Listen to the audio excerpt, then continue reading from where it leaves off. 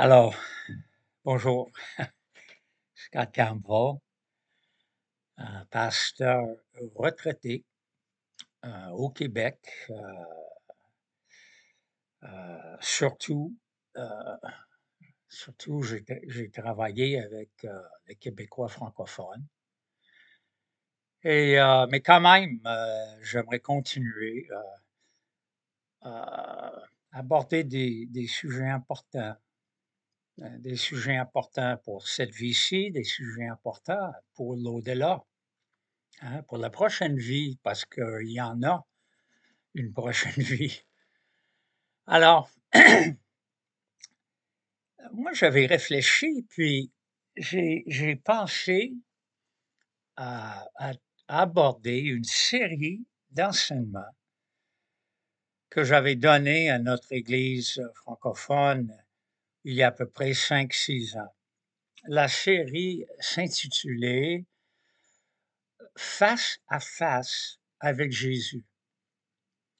Et j'ai choisi cette série-là parce que, évidemment, à mon avis, il n'y a rien de plus important que de venir face à face avec Jésus et arriver à une conclusion par rapport à lui, arriver à une décision. Soit je vais accepter son invitation de le suivre, ou bien je vais lui dire non merci, je ne suis pas intéressé. Alors, j'aimerais comme revoir cette série-là, évidemment d'une façon beaucoup plus abrégée. Et aujourd'hui, euh, j'aimerais aborder un de mes passages bibliques, un de mes passages préférés, qui se trouve dans l'Évangile de Jean, okay, dans le Nouveau Testament, l'Évangile de Jean, le 2e chapitre. Et c'est probablement une histoire que vous connaissez. Ça parle d'un mariage dans le petit village de Canaan. Et Jésus est là avec ses disciples. Sa maman est là, sa maman Marie est là. Et ce qui se passe, c'est les mariages à l'époque pouvaient durer à peu près une semaine. Alors, les hôtes, les parents des les mariés recevaient les gens. Et pendant une semaine, les gens mangeaient, buvaient, dansaient, etc., passaient du temps ensemble. Alors, c'était tout en mariage. On ne fait pas ça de nos jours. Peut-être on devrait. Alors, ce qui arrive, c'est le mariage débute, puis ça continue, et on ne sait pas quand, mais à un moment donné, la mère de Jésus vient le voir. Et elle dit à Jésus, écoute, il n'y a plus de vin. Hein? Le vin est terminé. Tout a été bu. Alors, c'est sûr, hein? C'est vraiment une situation pour les hôtes, situation humiliante, gênante à tout niveau. Hein? Les gens viennent et les gens s'attendent à ce que pendant cette semaine-là, euh, tout va être pourvu pour eux autres, la bouffe, le vin, l'hébergement, tout. Mais c'est pas ça le cas. Il n'y a plus de vin. Alors, initialement, Jésus semble dire à sa mère, hey, wow, c'est pas toi, c'est pas toi de me dicter ou me diriger. Hein? J'ai un plan d'attaque par rapport à la manifestation de qui je suis. Alors, il exprime sa réticence, mais en même temps, on voit qu'il prend à cœur la requête de sa mère.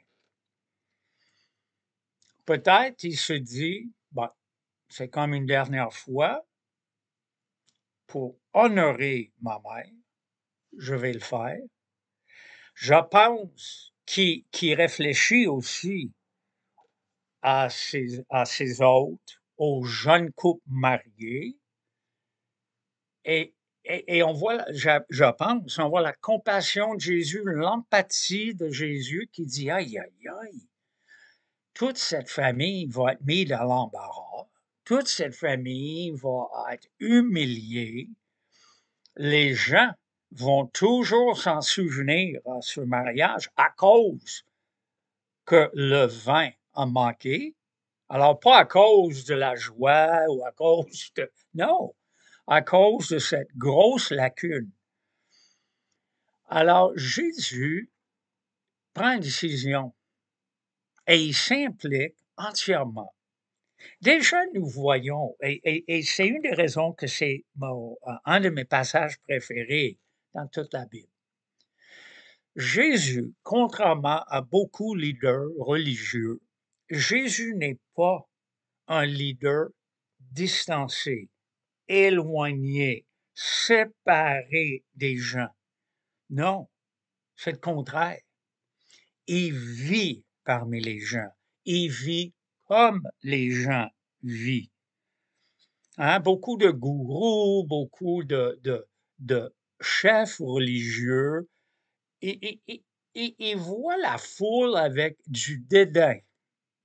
Et la foule, ça c'est le peuple, les personnes pécheresses, les personnes sales, les personnes qui ne sont pas dignes de Dieu ni de l'intérêt du chef religieux. Et dans beaucoup de religions, les chefs se gardent à part. Ils vivent différemment que le peuple. C'est pas du tout le cas avec Jésus. Et c'est ça ce que j'aime. Il vit exactement ce que le peuple vit. Ici, il vit un mariage. Il mange, il boit, il danse, il participe, il s'implique, il écoute le monde, il parle aux gens. Il est tout à fait lié avec notre vie quotidienne. Ça, c'est Jésus. Oui, il est Dieu. Il est l'homme-Dieu, le Dieu-homme. Mais garde, ça démontre le cœur de Dieu le Père. Combien il veut que Jésus et combien il veut que les chrétiens soient dans ce monde. On vit différemment, on agit différemment, mais nous sommes dans ce monde. Et Jésus est vraiment un exemple à ce niveau-là. Et il fait du bien. Quand Jésus est là, il est en train de faire du bien autour de lui. Nous, les chrétiens, autour de nous, hein, faisons du bien. Alors, anyway, en tout cas, il dit, OK, il prend des gros barils d'eau, et, hein, ils sont remplis d'eau, et Jésus change l'eau en vin. Très significatif, à plusieurs niveaux. Un, il comble cette grosse lacune du couple. Hein? Littéralement, là, il leur sauve la peau par rapport à leur réputation, par rapport... Mais cette eau-là, le texte nous dit, c'est une eau de purification. C'est pour se laver, se purifier. C'est ça ce que l'eau fait. Hein? La douche, le bain, ça purifie nos corps, hein, des saletés.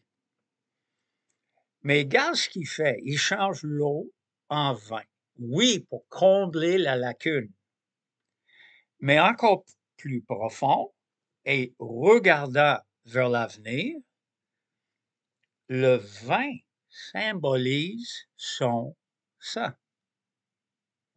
Pensons au repas du Seigneur ou ce que certains appellent la communion. Pensons que on prend le pain, mais on prend aussi la coupe, le vin, qui symbolise le sang de Jésus. Déjà, dans ce mariage-là, Jésus est en train de nous dire, après, tu pourrais penser, regarde, je faisais le lien avec ma mort pour le péché, ma mort pour votre rébellion et pour vos gaffes et pour votre cœur qui est dur, etc. Alors, l'eau changée en vin, l'eau purifie, nettoie, lave le corps, lave l'extérieur, mais le vin qui manifeste le sang de Jésus, ça c'est sa vie, ça purifie l'intérieur. Quand nous ouvrons notre vie à Jésus, nous l'invitons. Alors sa mort, sa résurrection, tout ce que Jésus est et tout ce qu'il a fait entre, et il nous purifie, il nous donne une nouvelle vie. Alors, il fait ça. Et il y a une sorte de maître de cérémonie qui prend le vin, ne sachant pas ce que Jésus a fait. Il dit ça, il goûte le vin. C'est le meilleur vin de toutes les festivités, de toute la semaine. D'habitude, les gens servent le meilleur vin au début et après que les gens s'enivrent, ils boivent, ils vont servir le vin cheap, hein, le vin économe. Il dit non, vous avez fait le contraire, vous avez servi du bon vin au début, mais ça c'est le meilleur. Et encore une fois, quel message! Jésus apporte le meilleur. Au mariage, là où il va, il apporte toujours le meilleur. Il fait le bien. Il améliore les situations. Il guérit. Il nous aide. Il nous donne secours. C'est ça ce qu'il fait, lui. C'est en lui, c'est son caractère. Tout ce qu'il fait est bon. Et il réserve le meilleur pour la fin, qui est peut-être, après cette vie-ci, on parle de l'éternité, du ciel. Ça va être encore meilleur. Alors, quel exemple? Notre cher Jésus. Et venir face à face avec lui, on a un choix. Quand on regarde Jésus dans ce texte, qu'est-ce qu'on fait avec? Est-ce qu'on dit, waouh, t'es bon, tu veux notre bien, tu nous sauves la peau? Ou est-ce qu'on dit, non, moi je ne veux rien savoir. Moi là, je vais essayer de faire de mon eau du vin. Je vais essayer moi-même de faire ces choses. Anyway, moi j'ai décidé de suivre Jésus et sa vie, ses actions dans cette, ce scénario du mariage m'épate. J'aime bien être en lien, en relation avec lui.